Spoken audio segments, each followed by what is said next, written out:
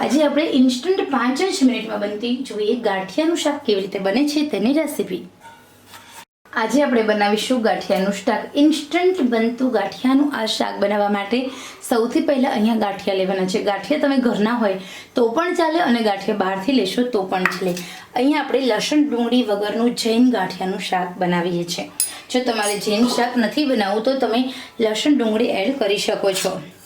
તો હવે અહીંયા સૌથી પહેલાં તેલ મૂક્યું છે। આપણે આ શાકની અંદર મેં થોડું તેલ વધારે લીધું છે, તો આપણે આમ તો 1.5 ચમચી તેલની જરૂર હોય છે, પરંતુ મેં 2 ચમચી તેલ લીધું છે।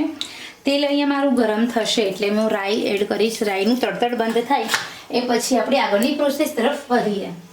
પરંતુ યાદ રહે, તમે કોઈ પણ સબ્જી બનાવતા હોય તો એને તડતડ ચોક્કસ રાઈનું બંધ થવા દેજો, તો જ તમારી સબ્જીનો છે પ્રોપર ટેસ્ટ આવશે।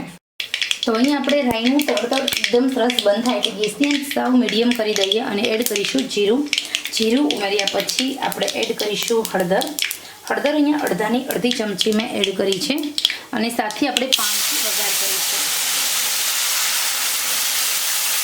થોડું પાણી ઉકળવા દેવાનું, એ પછી આપણે 2 ચમચી દહીં ઘરનું મોળું એડ કરીશું, ટેસ્ટ બેલેન્સ કરવા માટે અને આપણું સબ્જી વધારે ટેસ્ટી બને એટલા માટે।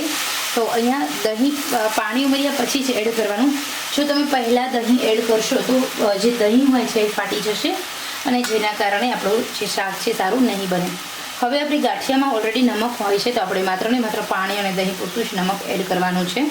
સાથે આપણે લાલ મરચું પાવડર એડ કરીશું। મારા પાસે કાશ્મીરી લાલ મરચું છે એટલે હું એ લાલ મરચું એડ કરું છું ને હવે આપણે આ પાણીને એમાં જ ઉકળવા દઈએ।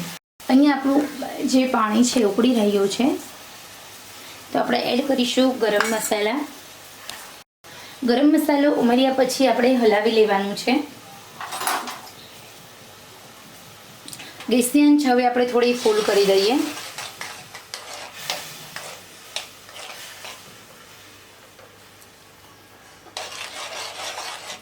અને થોડીવાર માટે આમ જ ઉકળવા દઈએ।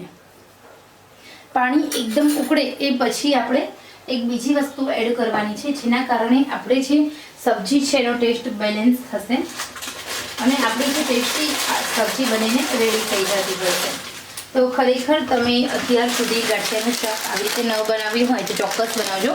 માત્ર માઇનોર હું સાકર એડ કરું છું, તમે ખાંડ ગોળ એડ કરી શકો છો ટેસ્ટ બેલેન્સ કરવા માટે। અહીંયા આપણે સબ્જીમાં સાકરનો ટેસ્ટ ગળપણવાળો ટેસ્ટ બિલકુલ આવવો જોઈએ નહીં, એવી રીતે। તો અહીંયા એકદમ સરસ રીતે આપણું પાણી ઉકળી ગયું છે। અહીંયા જે પાણી કાચું ન રહેવું જોઈએ। હવે આપણે પાણી આવી રીતે ઉકળે એ પછી ગેસની આંચ બંધ કરવાની છે અને એડ કરવાના છે ગાંઠિયા। ગાંઠિયા ઉમેર્યા પછી આપણે હલાવી લેવાનું છે। જે પાણી છે એને ગાંઠિયા એકદમ ઓબ્ઝર્વ કરી લેશે, એકદમ ઝડપથી ઓબ્ઝર્વ કરશે અને આપણું ગાંઠિયાનું શાક બનીને રેડી થશે। પરંતુ યાદ રહે, આ ગાંઠિયાનું શાક જ્યારે પણ તમે જમવા બેસો એના 5 મિનિટ પહેલાં જ બનાવવાનું છે। તો અહીંયા મને થોડા ગાંઠિયા ઓછા લાગે છે તો હું થોડા વધારે ઉમેરું છું, અડધી વાટકી જેટલા બીજા ગાંઠિયા એડ કરું છું। તમે પણ એ રીતે એડ કરજો જો બહુ વધારે પડતું પાણી દેખાય તો। ઓકે, તો અહીંયા સરસ મજાની ટેસ્ટી આપણે ગાંઠિયાનું શાક રેડી છે। આ ગાંઠિયાવાળી ગાંઠિયાનું શાક તમે આ જૈન સબ્જી તમે ભાખરી સાથે, રોટી સાથે, પરાઠા સાથે ખાઈ શકો છો। તો ખરેખર મિત્રો, તમને કોઈને પણ આ ગાંઠિયાના શાકની રેસીપીનો વિડીયો પસંદ આવ્યો હોય તો લાઈક ચોક્કસ કરજો, શેરિંગ કરશો અને સાથે સાથે મિત્રો નવા વિડીયો બનાવવા માટે અમને પ્રેરણા મળી રહે એના માટે કોમેન્ટ બોક્સમાં તમારો કોમેન્ટ્સ ચોક્કસ જણાવશો।